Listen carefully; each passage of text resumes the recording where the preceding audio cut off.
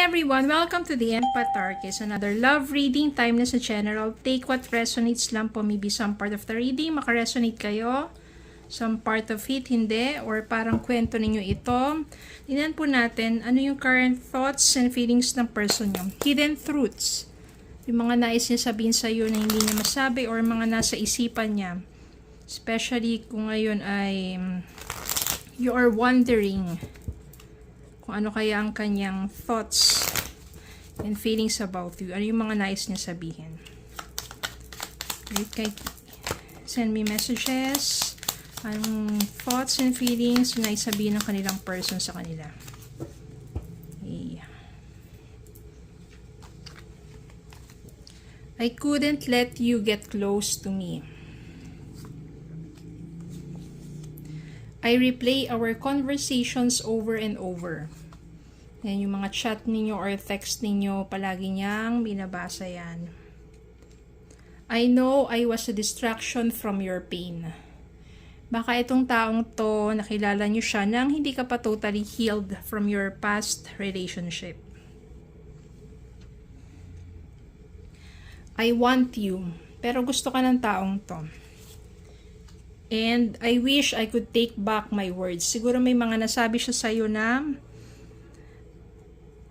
mga masasama o mabibigat na salita dahil siguro gusto niya talaga, gusto ka niya, pero ikaw hindi ka pa ready.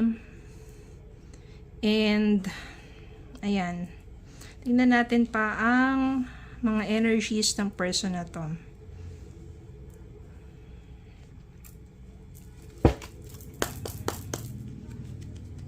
Spirit guide, send me messages. Ano pa kaya ang energy ng taong ito? Iniisip, naisabihin sa kanila sa mga panahon na to.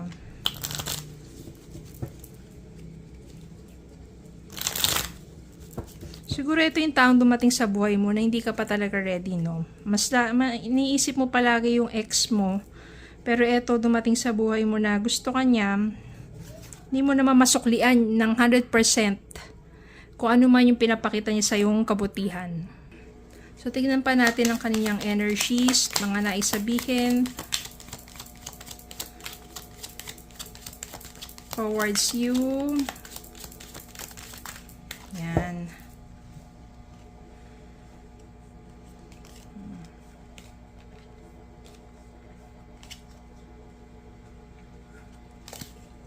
The Emperor. Queen of Pentacles, the Hangman, the Chariot, the Fool, Seven of Swords, the Magician, the Empress, Eight of Cups, the Star, Five of Pentacles. The Emperor. So, maaring itong taong to consistent siya. Consistent siya, tsaka talagang alam niya sa sarili niya na gusto ka niya. Queen of Pentacles, maaring ikaw to. Mas nagfo-focus ka ngayon sa sarili mo o financially. Siguro after na nagkaroon ka ng heartbreak, hindi pa ready ang heart mo to love again, mas nagfo-focus ka dun sa ano. Still, hindi ka pa totally healed, kaya ito yung pinagtutuunan mo ng pansin. Money or financial aspect ng buhay mo. The Hangman, so maaring itong taong to, wala na siyang steady lang siya, wala muna siya mga actions towards you. Kasi nga, nasaktan din siya eh. Gusto ka niya eh, kaso lang parang hindi mo siya masyadong pinapansin or hindi, nag-uusap kayo pero ang nangyayari dito ay parang turing mo sa kanya ay friend lang pero siya, may gusto siya sa'yo. The Chariot, no, sana malagpasan niya to, ma-overcome niya itong mga nararamdaman niya sa'yo kasi parang pinipilit niya na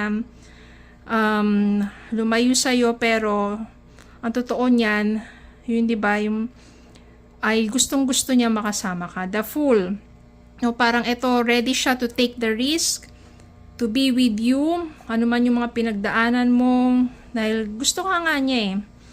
Minsan nakapagsinungaling siya sa'yo, siguro eto yon. I wish I could take back my words. Mga white lies lang yan.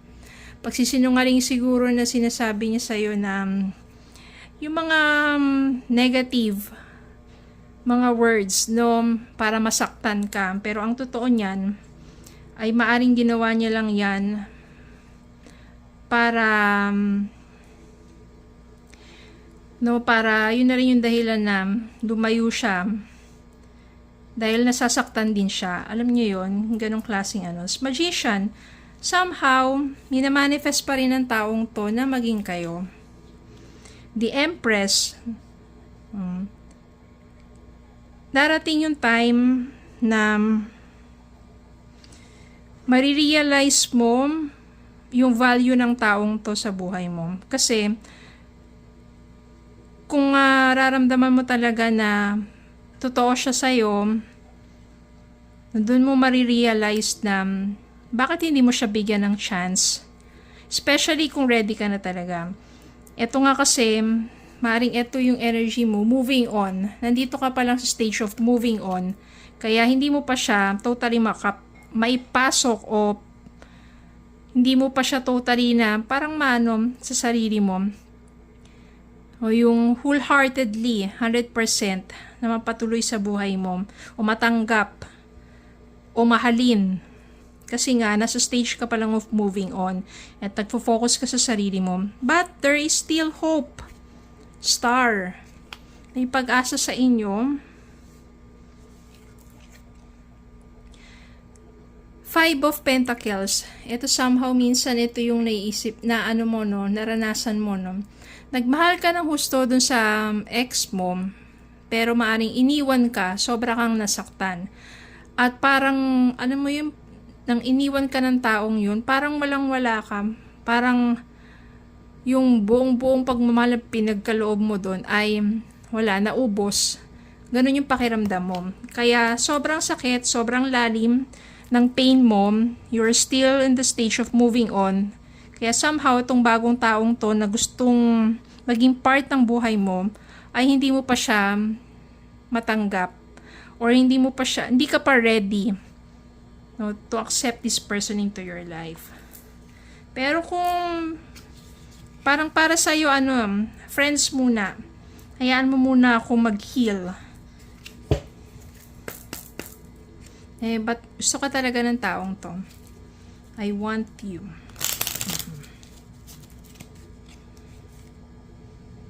Unconditional love. The love between you and your person is eternal, nothing and no one can take it away from you. Maaring siya na nga yung magbibigay sa'yo ng unconditional love. No? Or siguro, lumayo na rin siya para bigyan ka ng time to heal. Balance. There needs to be a healthy balance of physical, emotional, and spiritual intimacy for a relationship to be sustainable. Balance. And one more.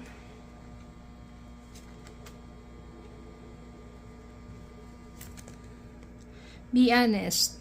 Heart-to-heart conversations are necessary. It is safe for you to talk about your feelings. So, maging honest ka lang din dito sa taong to. Twin flame, this person is your mirror soul. This is why your connection feels so sacred to you. Kahit sacred sa'yo yung connection na to, pero still, you're not ready. Kaya, nasasaktan mo rin siya. Nasasaktan din siya. Kasi parang love na love ka niya, gustong gusto ka niya, pero hindi niya pa ma-feel na kaya mo pang ibigay sa kanya yung love na yun. Okay? Time heals, and maybe kung talagang kayo, twin flames, no, siya na talaga yung someone na for you, darating din yung time that you will be healed, and babalik tong taong to, or magkakaroon ulit kayo ng conversations, heart-to-heart talk, be honest with your feelings, then why not? Meron ditong the star, merong pag-asa. Magician, kasi minamanifest ng taong to na maging kayo talaga. Okay. Kung mabuti naman to, nararamdaman mo na mabuting tao naman to, then why not, diba?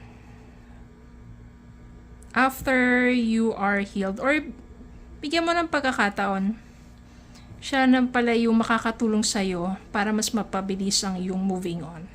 Okay, so yun na po. Maraming salamat po for watching. Please don't forget to like, share, comment, subscribe para yung Facebook at YouTube. Have a good day po and God bless.